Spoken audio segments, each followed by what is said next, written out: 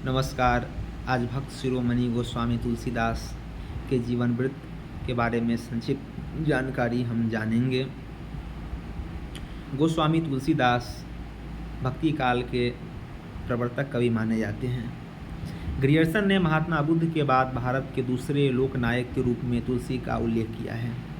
हजारी प्रसाद द्विवेदी कहते हैं कि भारत में लोकनायक वही हो सकता है जिसमें समन्वय की अपूर्व क्षमता हो, और तुलसी का काव्य समन्वय का काव्य है। वे लोक और शास्त्र का समन्वय करते हैं, सगुण और निर्गुण का समन्वय करते हैं, नर और वानर का समन्वय करते हैं। तो यह समन्वय भारत की सामाजिक संस्कृति की उपलब्धि है। इस अर्थ में तुलसी एक कवि ही नहीं, एक महत्वपूर्ण रचनाकार भी हैं। इनके कारण हमारा जो साहित्य है वह वैश्विक स्रोत रखता है, और इस वैश्विक स्रोत रखने वाले साहित्य को समूचे विश्व से अनुमोदन प्राप्त होता है।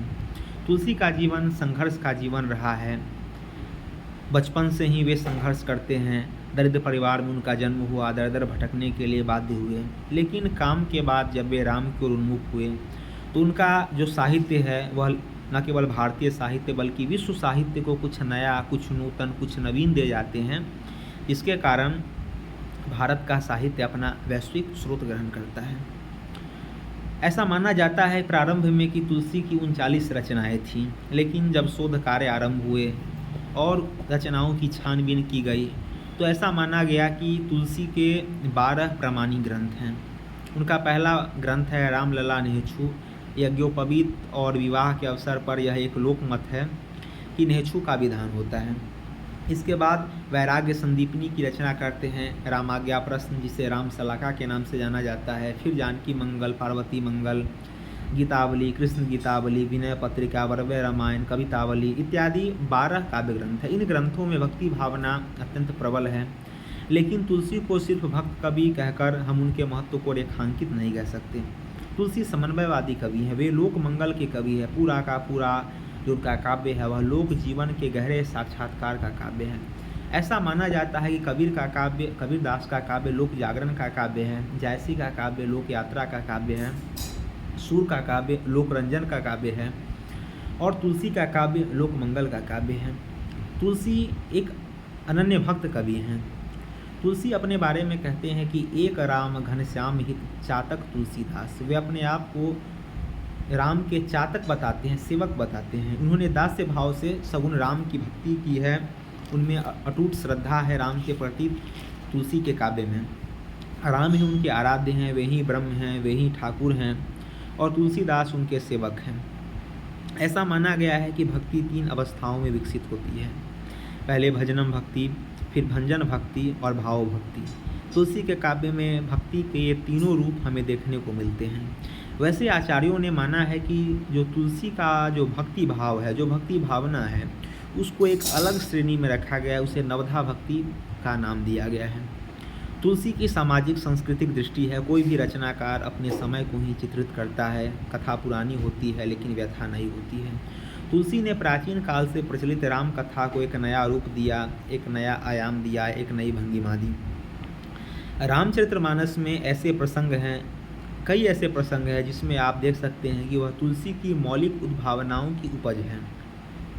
ऐसा कहा जाता है कि तुलसी वर्ण व्यवस्था के पोषक कवि हैं, और तुलसीदास ने रामचरितमानस लिखकर ब्राह्मणवाद की प्रतिष्ठा की है। लेकिन जो कवि होता है वह संपूर्ण मानवता का होता है, वह न केवल एक जाति का, एक धर्म का कवि नहीं होता। यदि वे ब्राह्मणवादी होते तो ब्राह्मण रावण को प्रतिनायक नहीं बनाते। ऐसा माना जाता है कि त्याग और तप ये 2 ब्राह्मण के सद्गुण हैं। इन्हीं 2 तत्वों को साधकर कोई व्यक्ति ब्राह्मण हो जाता है, और इन्हीं 2 तत्वों की जो अवहेलना करता है वह राक्षस हो जाता है। ऐसा माना जाता है कि रावण ने गहरी तपस्या की, अपना शीश ही काट कर चढ़ा देता था, लेकिन उसमें त्याग की भावना नहीं थी। उसने सोने की लंका बसाई, लेकिन उसने पर स्त्री का अपहरण किया। इसलिए वह ब्राह्मण होने के बावजूद भी राक्षस के रूप में मान्य हुआ। कहा जाता है कि ब्राह्मणत्व जब पतित हो जाता है तो वह राक्षसत्व का रूप धारण कर लेता है। तुलसी ने इस यथार्थ को रामचरितमानस में उकेरने का काम किया है। तुलसी सत्संग पर बल देते हैं। वे कहते हैं कि सठ सुधरही सत्संगति पाई, पारस परत सुधातु सुहाई।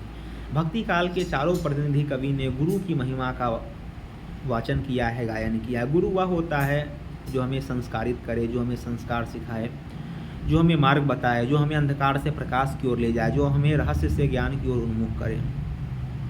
तुलसी गुरु को संबोधित करते हुए चौपाई लिखते हैं कि बंदौ गुरु पद पदुम परागा सुरुचि सुभाष सरस अनुरागा।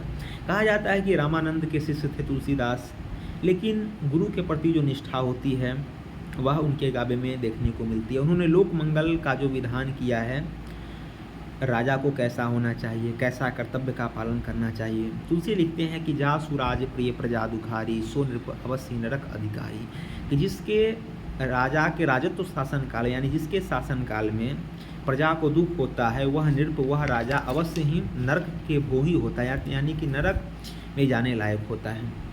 तुलसी कहते हैं कि मुखिया मुख को चाहिए खान पान कछु एक पालही पोसही सकल अंग तुलसी सहित विवेक। वे लोग समाज की परिकल्पना करते हैं, ऐसी शासन व्यवस्था की वकालत करते हैं जिसमें प्रजा को कोई कष्ट न हो, समता मूलक समाज की स्थापना हो। यही कारण है कि विश्वबंधु महात्मा गांधी ने राम राज्य की जो परिकल्पना दी है वह प्रमुख तौर पर तुलसी के काव्य से ही ली है।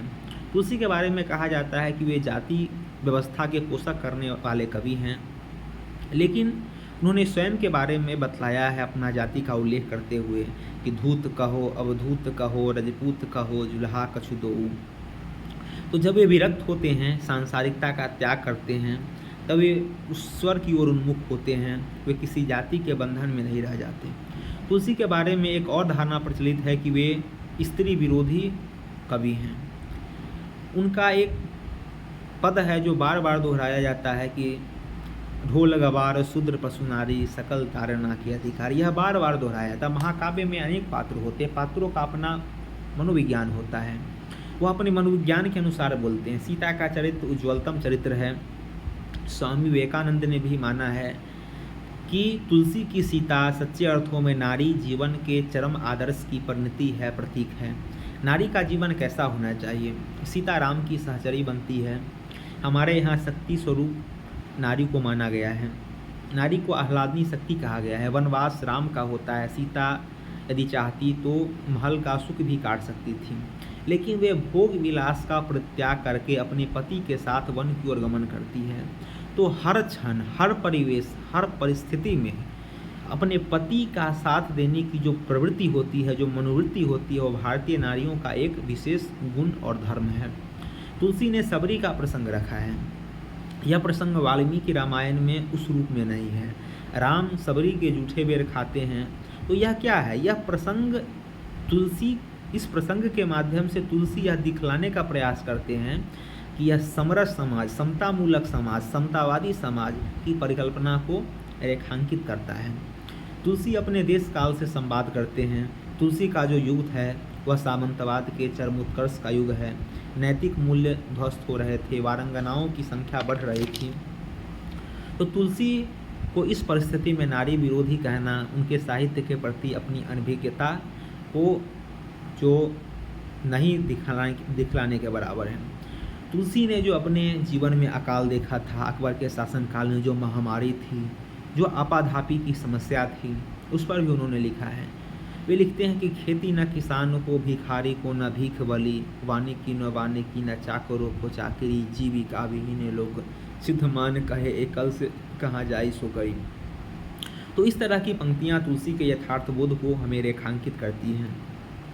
इस महान कवि ने भारतीय संस्कृति को एक महान फलक पर प्रस्तुत किया। तुलसी की जो भाषा है उसमें समन्वय है। अवधी, ब्रज और संस्कृत सबको ये मिश्रित करते हैं और एक ऐसी भाषा का निर्माण करते हैं जो लोक की भाषा हो, लोक जागरण की भाषा हो, लोक जीवन की भाषा हो। तुलसी संस्कृत के पंडित कवि थे, लेकिन उन्होंने संस्कृत माध्यम में नहीं, अवधी माध्यम में, अवधी भाषा में रामचरितमानस की रचना कर लोगों के बीच व्याप्त होने का प्रयास किया है। ऐसे वे रामचरितमानस के प्रत्येक खंड के आरंभ में संस्कृत कवि के रूप में, मंगलाचरण के रूप में वे उपस्थित होते हैं। तो इस महान कवि जिनका साहित्य हमें जीवन का विवेक देता है, जीवन का मर्म समझाता है, वे हर युग में, हर परिस्थिति में प्रासंगिक हैं। तुलसी का साहित्य हमें दिशा देता है। उनमें प्रबंधत्व भी है, गीति चेतना भी है। तो जितने काव्य रूप हो सकते हैं सारे काव्य रूपों का प्रयोग उन्होंने किया है। उनमें गीतात्मकता भी है। भक्ति का जो दैन्य रूप होता है, जो आत्मनिवेदन की जो प्रवृत्ति होती है, वह हमें तुलसी के साहित्य में देखने को मिलता है। आज के जो बाजारवाद की दुनिया में, व्यक्तिनिष्ठ सामाजिक वातावरण में हम आत्ममुग्ध हो रहे हैं, तो तुलसी का साहित्य हमें प्रेरित करता है, हमें जागृत करता है। यह महान कवि अपनी रचना के माध्यम से भारतीय चिंतन धारा, भारतीय चिंतन मनीषा की व्यापकता को प्रमाणित करता है और हमें जागृत करता है। और तुलसी की ही यह विशेषता है कि गाँव में भैंस की पीठ पर बैठा चरवाहा भी यह गुनगुनाता है कि हमें निर्धर्म पर चलना सिखाती रोज रामायण। तो राम कथा को युग की व्यथा से निकालकर एक नए स्वर, एक नया रूप, एक नई भंगिमा देने वाले इस महान कवि को नमस्कार।